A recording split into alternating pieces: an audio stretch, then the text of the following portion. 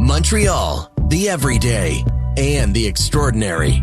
The Elias Macco Show on CJAD 800.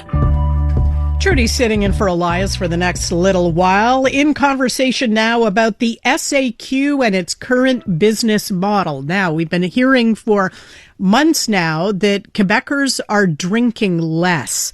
And so the SAQ, as a real cash cow for the provincial government, has been scrambling around looking for ways to get its products into more hands. So one of the things it has been doing is setting up those zone SAQ displays in grocery and convenience stores. The goal is to have 92 open by the end of the summer. And I have to admit, I was a little shocked when I saw the first photos of the hard liquor being sold in a Costco, because that didn't seem very Quebec to me.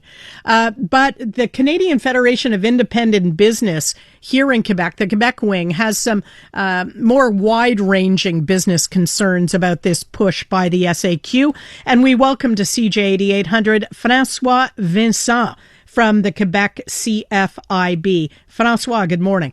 Good morning. So talk to us a little bit about the concerns that you have. Yeah. You know, I think on the surface, consumers are probably shrugging their shoulders and saying, well, hey, that's great. I can get my vodka at the grocery store now, and I don't have to make a separate trip to the SAQ. What is your concern from a business perspective? But the customer should get their vodka anywhere they want. We do go to the SAQ because in front of in 1921, the United States decided that there were no alcohol sold, so the Quebec government decided to create the SAQ, and now we have the same rules that are applying, and now we have a lot of concern. It is not ideology; it's about fairness, and we see that SAQ is increasing his place in the non-alcoholic beverages, and also that they are choosing the winner and loser in the retail sector that will be able to sell some of their products. So we took the pen and we wrote a letter to the finance minister, say, okay, that's enough.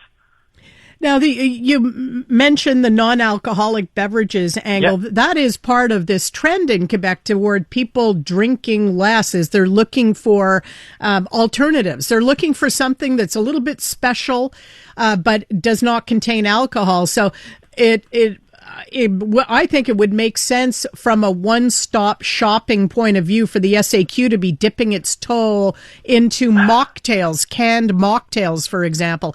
But what you're saying is that that's unfair competition with other businesses?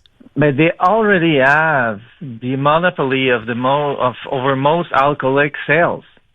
So the retail sector that is going under a big threat right now for the past 2 years, because you have increasing in the business cost and reducing of demand. And the SAQ, they do not allow these small retailers to sell alcoholic beverages, and to react on the fact that the citizens are drinking less, they're going to sell some non-alcoholic beverages. So SAQ is both a player and a referee at the same time. So they don't give themselves a yellow flag. A yellow card. I would give them a red card. They cannot do the both at the same time. So if the government want to keep the monopoly for the SAQ, but they should not allow them to sell whatever they want. I don't think that we want to have government in the retail industry. The private sector can manage themselves. We've had this debate before about breaking the SAQ's monopoly, allowing private liquor stores, private wine stores. We always point out to Alberta, I think, as the example of a province that seems to have managed this.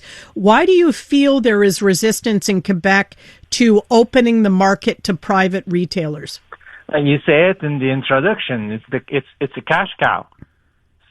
So politicians, when they go there and they start to running the government, they are only seeing the dollar that's coming in, and not that to have a debate whether is it the place of the government to be there.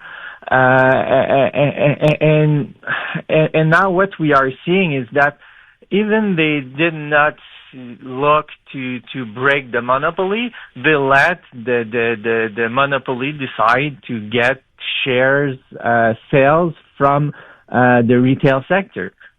So we sent the letter to ask the finance minister to react, and at the same time we thought that it would be a great way to restart the debate, and maybe some political party will take the ball in play and have some recommendation. The CAQ did in 2014 and 2018, before both elections. They were saying that they would get rid of the monopoly of the SAQ, and some days after taking the government, they changed the idea because they only see money. But if we want to have vibrant economy, it is by supporting local businesses, not expanding the government monopoly. What reaction, if any, have you gotten from Finance Minister Éric Girard since you wrote? We did not receive any responses. And they do not have a lot of time in front of them to make change. But I'm sure that they're going to hear what we are saying. And it's not only CFIB, it's the majority of small business owners, 72% that they are saying in a survey we conducted, that they should be able to sell the same alcoholic beverages than the SAQ. There were more than 3 out of 4 that was saying that SAQ should sell more local product. So I think that the government agency should look at itself in the mirror and concentrate on their mandate, and not trying to choose the winner and loser and expand the sales in non-alcoholic beverages. François? They have enough play to do than not doing some competitiveness that is not fair in our point of view. François, you might be able to make this an election issue. Maybe, but we have the tendency in Quebec to say, it's that way that it's working, it's always worked like that, and there's a lot of money going in the government. But I think at some point we have to say to ourselves where the government should act, and not only take decision whether to put more money in a state that cannot deliver good services. François, thank you for the interview. Thank you. Bye-bye. François Vincent is with the Quebec wing of the Canadian Federation of Independent Business. When we return after the traffic report, we will speak to a prominent Liberal former cabinet minister who has concerns, as do a number of Liberals, about this new Carney government push to tighten ties to Saudi Arabia. iHeartRadio is throwing it back. 2010s, the decade. To the days of huge hits and unforgettable anthems. A non-stop stream of the biggest and best. Drake, Rihanna, Beyonce, Katy, Gaga, The Weeknd, and more. All your decade-defining favorites, all in one place. Hi, it's Katy Perry. Hey, it's Bruno Mars. This is Kesha. Find 2010's The Decade on the free iHeartRadio app. Preset the station so it's always one tap away. Debate, interviews, and breaking news. The Elias Macco Show. News Talk Radio, CJAD 800. Last week, we saw our Prime Minister overseas, of course, for the NATO summit that took place in Turkey, but also on a visit to Saudi Arabia, and saying that he wants to deepen trade, investment, and defense ties with Saudi Arabia because Canada needs new partners beyond the U.S. That is a common refrain. We've been hearing it a number of times from the Carney government, especially since that speech that the Prime Minister gave in Davos. What the PM is saying is that engagement is not endorsement. So he's trying to distance himself from the human rights concerns that a lot of people have about Saudi Arabia. And he says you don't have to agree with a country's human rights records to do business with it. But even some of his own liberals are not very comfortable with that. And we've been hearing some commentary. My next guest has said that the Prime Minister is erasing a legacy that goes back a lot of years for a lot of Liberals. Says he finds it quite disturbing what's going on. Lloyd Axworthy, former Liberal Foreign Affairs Minister under Jean Chrétien. We welcome you to CJAD 800. Thank you. Nice to be invited. Tell us your thinking on this question. I mean, Canada has engaged with a number of questionable actors for decades and decades. I remember a very similar argument being made when we started strengthening trade ties with China, for example. Why is Saudi Arabia different? Well, actually, the difference is that when we were sending Team Canada over to China, headed by the Prime Minister, I was also sort of under direct sort of orders from the Prime Minister to also be in China talking about human rights and talking about the security of people. So we were not sort of following the present new practice, which is that we can't chew and gum and walk at the same time. Mm-hmm. And the point I made is that there's nothing wrong with engagement, and we did it with other countries like Cuba, Indonesia, and others. But we always said we were doing it not just for the purpose of finding trade or investment, but also to open up serious dialogue. And in the Middle East in particular, we've had a long history, as you mentioned, going right back in terms of the Stanfield report that Joe Clark set up, which is that Canada would take a strong effort to support peacemaking overtures. And let me just say this. I mean, what could be more serious is the precarious situation in the Middle East today. The so-called ceasefire has fallen apart. The United States and Iran are now changing and exchanging all kinds of attacks. More people are being killed. And where is the intermediate? Where is the effort to try to find serious resolution to those issues? Anita Anand has said that, who was on the trip as well, has said that she did broach human rights questions with Saudi Arabian officials. Is that insufficient in your view? Well, what did she talk about? I mean, it's all right to say she raised them. What was the response? Was there any agreement about how to further develop and to extend not just our trade agreements, but some of our agreements in terms of dialoguing about the need for more international community security, multilateralism, the things that are really important to Canada. So I'm glad that she had a discussion, but I think it would be more helpful if she told us what it was about. I will perhaps reveal my cynicism with this question, so I'll apologize in advance.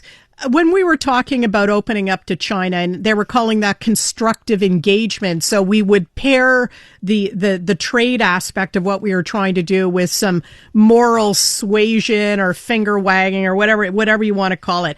My question is, where did that get us, really?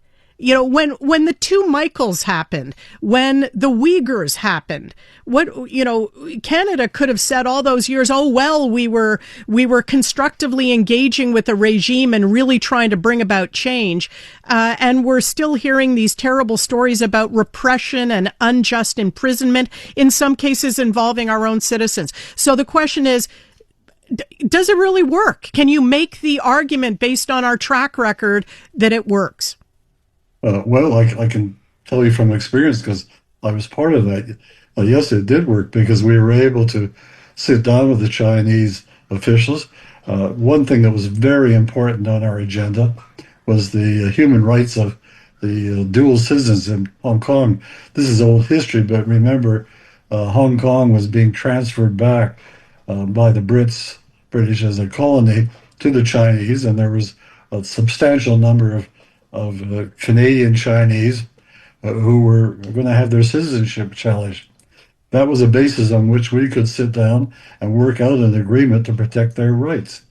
So these are just simply examples, and I come back to the point is that whatever the outcome, it's worth trying. I mean, if we simply follow what seems to be Mr. Carney's approach, it's that we can do nothing about the genocide going on in Sudan, or the fact that there are thousands of people in the Middle East being disrupted or unrooted, that there's killing going on, there's conflict everywhere.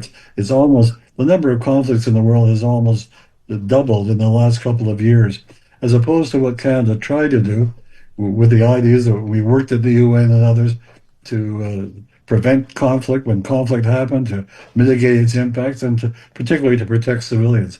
Those are things that I think shouldn't be pushed aside simply because we want to get an investment agreement for buying new weapons. Well, I thank you for being less cynical than me on that score. I appreciate it.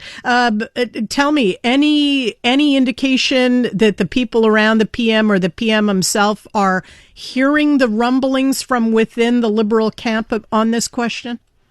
I don't see any reaction. I would hope it would be. I think that Mr. Carney is running a very sort of very tight ship. All the decisions are being made in the Prime Minister's office.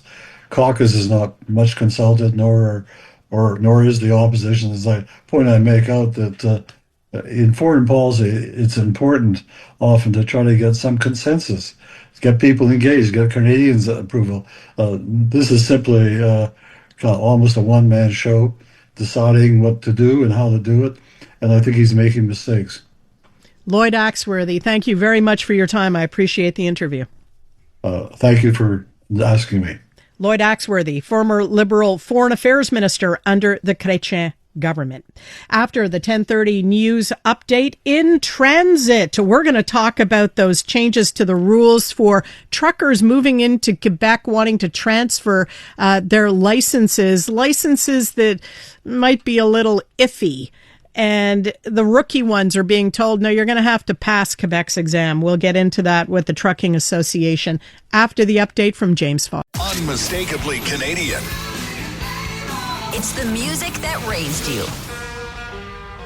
The artists raising the bar. Hi, this is Brian Adams. Hey, my name's Brett Emmons. I'm from the Glorious Sons. Hi, I'm Nelly Furtado. Made in Canada. The station that champions Canadian music. Loud, proud, and all yours. No passports required. Just press play. Tap into Made in Canada now on iHeartRadio.ca or the free iHeartRadio app. The Elias Macco Show. On demand. On demand. Don't miss a thing. Find your favorite clips at CJAD800.com and on the free iHeartRadio app. Transport Minister Benoit Charette says that we know that drivers coming in from Ontario may be overrepresented in accidents that have occurred in Quebec in recent years. And that is the backdrop for a crackdown on drivers who are coming to live here who want to transfer their Ontario permit. If they have less than 2 years experience, they are going to have to take the Quebec exam now because Quebec doesn't trust Ontario's licensing system. More on that, both from the Quebec Trucking Association and a journalist who has worked on this story, coming up. Listen, wherever, whenever, on your radio. Online at CJAD800.com. On your smart speaker. Playing CJAD. Or your phone. Through the iHeartRadio app. Where and when you need us. This is News Talk Radio. CJAD 800. Listen. And you're there. For heart-wrenching knockouts. World's biggest stage. And breathtaking triumph. 2026 FIFA World Cup. The knockout stage. Every match, every moment. Listen on TSN Radio. Join the globe on the road to the July 19th final. 2026 FIFA World Cup. Stream it all live on TSN Radio. Available on iHeartRadio. Hey, I'm Ruby Carr, the host of the podcast Encore. Check out our brand new episodes featuring music from the show that everyone is reheating as we speak, Heated Rivalry. Join me as I go behind the songs that brought Shane and Elia together. I'll tell you the stories of Feist, My Moon, My Man, Wolf Parade's I'll Believe in Anything, and Tattoo's All the Things She Said, and how they all became a part of this global phenomenon. Stream Encore on iHeartRadio, Crave, or wherever you get your podcasts.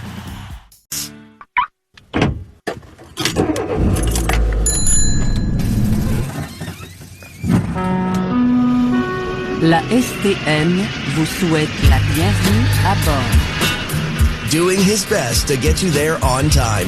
This is In Transit on the Elias Macco Show. CJAD 800. Trudy Mason sitting in for Elias for the next little while as Elias welcomes newborn son Jack to the family. Olivia had a safe delivery yesterday. Mom and Tot doing well. We're very happy to hear. And Elias is taking some time off to be with their new arrival. We are talking now on In Transit about trucking here in Quebec because Quebec has decided that it has some questions about the licensing system in Ontario. So now any trucker who wants to come and live in Quebec and use Ontario training credentials to work here, if they have less than 2 years experience, they are going to have to take Quebec's practical exam. Why? Well, because Ontario's auditor took a look at trucking schools in Ontario and turned up instances where they were cutting corners. They were not delivering, in some cases, the required number of training hours. They weren't teaching certain key elements such as how to make a left turn at a busy intersection and so on. And so because of these dodgy training schools in Ontario, the whole training industry seems to have gotten a black eye, and now there's a lot of suspicion about the permits granted in Ontario based on the training offered there. Here to provide us with the reaction of the Quebec Trucking Association is the President and CEO, Marc Cadieux. Welcome to CJAD, Marc.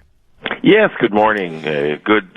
Table is pretty much set up with your comments, and you're totally right. We are pretty reluctant in recognizing many school certificates in Ontario and Quebec.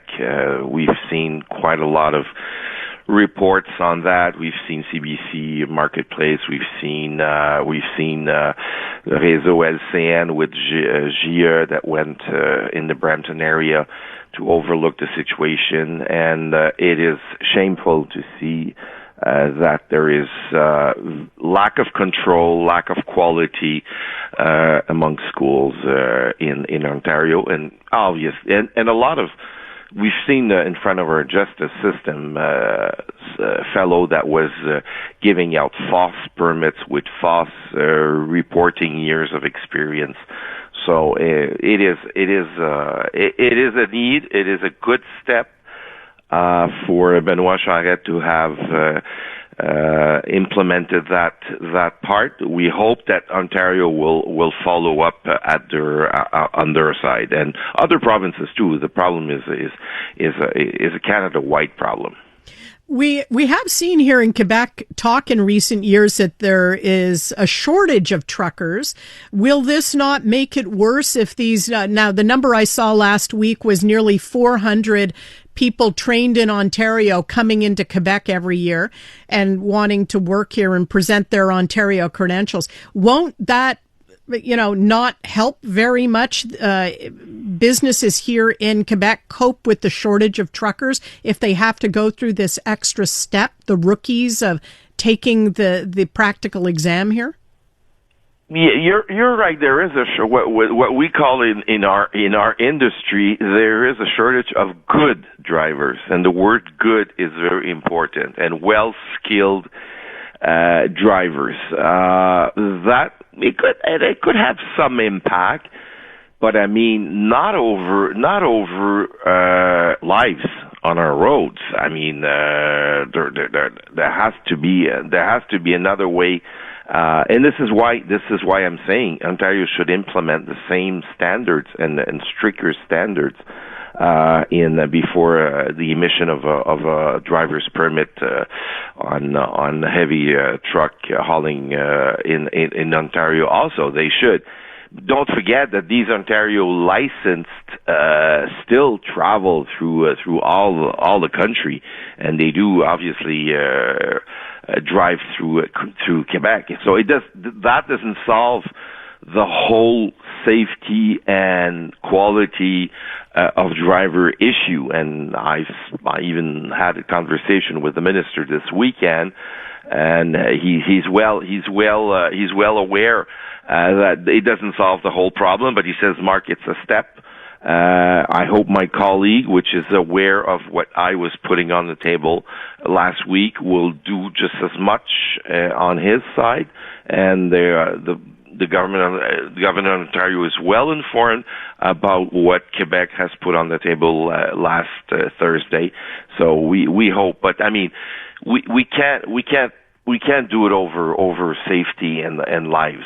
We've had enough accidents to demonstrate this whole issue in the province of Quebec. There is right now a coroner's inquest that will resume again in September or October, which is studying some 2 or 3 accidents where there were loss of lives. That inquiry will probably output and outline a lot of deficiency, even in our own system here, with the Société d'assurance automobile du Québec and the Commission des transports du Québec. What do you feel are the deficiencies? Do you feel Quebec drivers are not very well trained either? No, Quebec we have a hell of a lot of a better quality of driving. It's what comes out from other provinces that is driving through our province. There's thousands of trucks that are on our roads that are licensed through other provinces. I'm not saying that we're perfect. We do have our problematics, but they're not at the same level as we see coming from Ontario and driving through Quebec. What the lack is here is enforcement. Right now, as you know, our contrôle routier are submitted to after a judgment until they are equipped with the guns and the skills to handle to work from the scales, from les balances, from the contrôle routier on the roadsides. So what I've been telling the government is put more control on the road so the word will get around and the fines are going to be steep. And if you have to freeze trucks on the road that are not compliant to safety equipment or safety measures, well, they have to be stopped and kept on the road, kept off the road. So that word will get around that if you drive through Quebec, you're bound to be more than verified on your safety and compliance. Yeah, I think we would all appreciate feeling a little bit more secure on the road with that, and I do hope that the patrollers get back on the road. Yeah, get back on the road, because just having them at the way stations, I think, is not enough. Not enough. And it's sad because it's the image of an industry that obviously is an important part of our economy. And I've been in the industry for more than 20 years, working on the image of industry. And when we hear all these, it obviously creates a shadow over the reputation of our industry. And I don't want your listeners to think that all the trucks are unsafe on the road. There are a percentage, and these have to be pulled off the road. Marc Cadieux, thanks for your time. Thank you. Have a nice day. Marc Cadieux is president and CEO of the Quebec Trucking Association. After our traffic report, we are going to hear from a journalist who's done a lot of work on the trucking industry story, including looking at how some firms are using the temporary foreign worker program in ways that are not benefiting the industry. Hello, Canada. This is Bryan Adams Radio. Hosted by Bryan Adams himself. We'll play a few of mine, a ton of my favorites, and some must-hear behind-the-scenes stories from the world of rock and roll. Coming to get you! One thing about doing rock and roll so long is you end up meeting a lot of the people that you admire. Sometimes you even get to work with them. It's only love, and that's all. Bryan Adams Radio. I'm coming back to you. Now available on the free iHeartRadio app. Hey everybody, how are you tonight? Sounds great. Subscribe. Time is valuable. Thanks for spending your morning with us. The Elias Macko Show on News Talk Radio, CJAD 800. 10:51 on this Monday morning in Montreal, 24 degrees. We have more cloud now than we saw earlier. And just a reminder, there is a 40% chance of showers in the forecast for this afternoon. High of 29, the Humidex 34, but it's really going to get stinking tomorrow. 34 degrees, the Humidex 43 tomorrow. Ooh, wow. We're going to be steaming away. Further to our discussion about trucking here in Quebec, other concerns about trucking firms out of Ontario are a worry, and the Globe and Mail has been doing a lot of reporting on this, including some allegations that certain trucking companies are using the temporary foreign worker program in ways that, well, are not really wonderful for working conditions for the truckers themselves, wages, and exploitation of drivers. Here to tell us more is one of the reporters on the Globe and Mail's investigative team. Welcoming to CJAD 800, Sara Mojtehedzadeh. Thank you for joining us. Thanks for having me. Where did this story start? Well, the story actually started out, we were sort of curious to see whether there was a relationship between companies that were heavy users of the temporary foreign worker program and sort of safety outcomes or workplace abuses. And what we actually ended up finding was that a number of companies, nearly 100 companies that we were able to identify, actually had a pre-existing record of regulatory failures and other types of violations prior to being granted permission to access this sort of vulnerable pool of workers. And that sort of raised questions as to why Ottawa was greenlighting applications to bring over temporary foreign workers when these companies had some pretty, serious compliance issues. And where did that lead for the truckers in terms of when you're talking about non-compliance?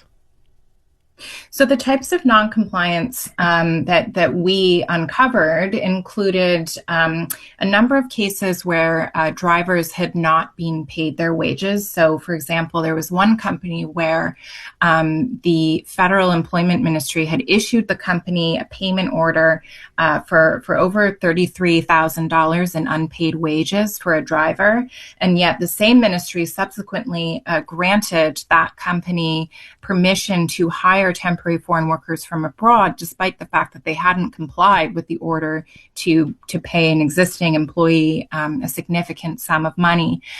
We also found some companies that had significant safety issues, including being decertified in the provinces that they were operating in for chronic safety issues, that were still granted permission to bring over temporary foreign workers.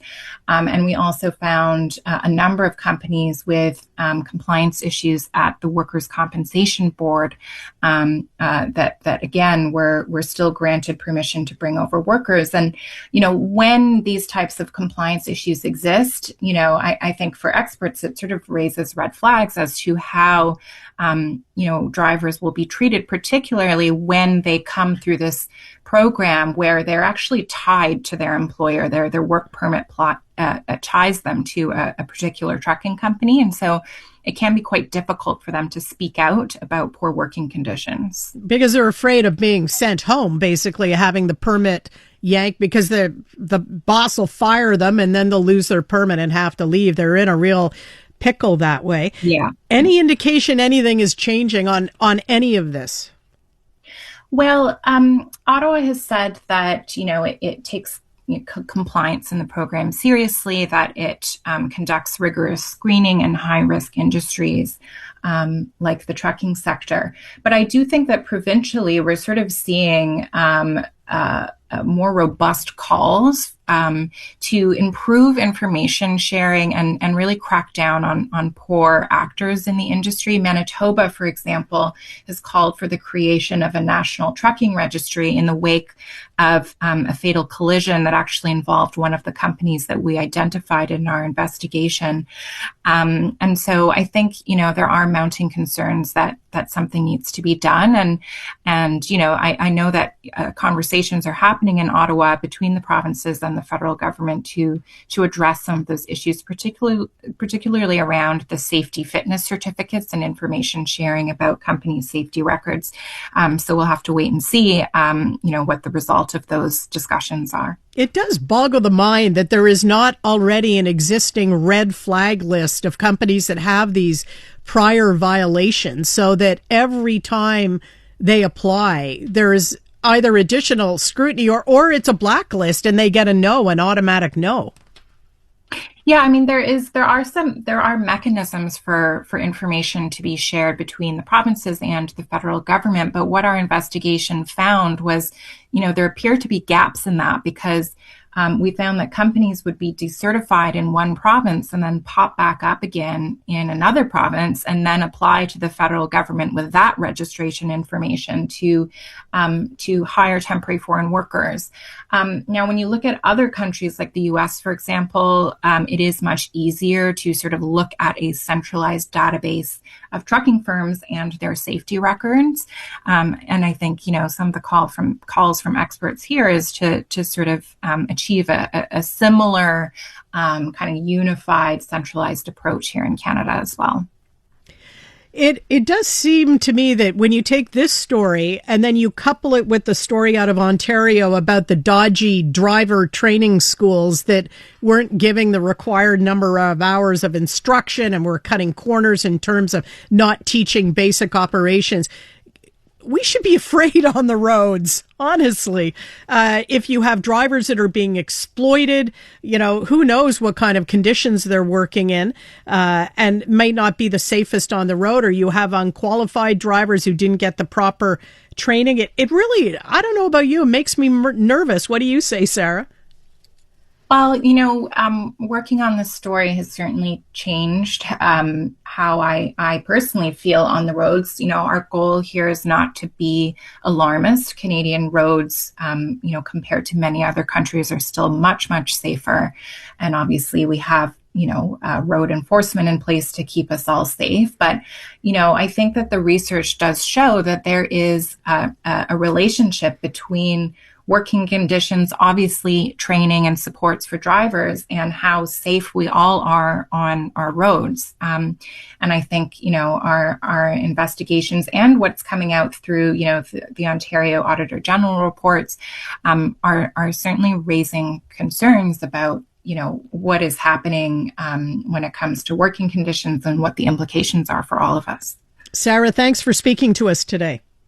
Thanks for having me. Sara Mojtehedzadeh is a reporter on the Globe and Mail's investigative team. After the 11 o'clock update from the newsroom on Elias's segment, How Much Should Things Cost? We're going to take a look at diapers. Hello, Canada. This is Bryan Adams Radio. Hosted by Bryan Adams himself. We'll play a few of mine, a ton of my favorites, and some must-hear behind-the-scenes stories from the world of rock and roll. I'm coming to get you. One thing about doing rock and roll so long is you end up meeting a lot of the people that you admire. Sometimes you even get to work with them. It's only love, and that's all. Bryan Adams Radio. I'm coming back to you. Now available on the free iHeartRadio app. Hey, everybody, how are you tonight? Sounds great.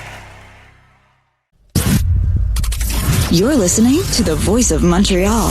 News Talk Radio, CJAD 800. An iHeartRadio station. Canadian women are looking for more out of themselves, their businesses, their elected leaders, and the world around them. And that's why we're thrilled to introduce the Honest Talk podcast. I'm Jennifer Stewart. And I'm Catherine Clark. And in this podcast, we interview Canada's most inspiring women. Entrepreneurs, artists, athletes, politicians, and newsmakers, all at different stages of their journey. So if you're looking to connect, then we hope you'll join us. Listen to the Honest Talk podcast on iHeartRadio or wherever you listen to your podcasts.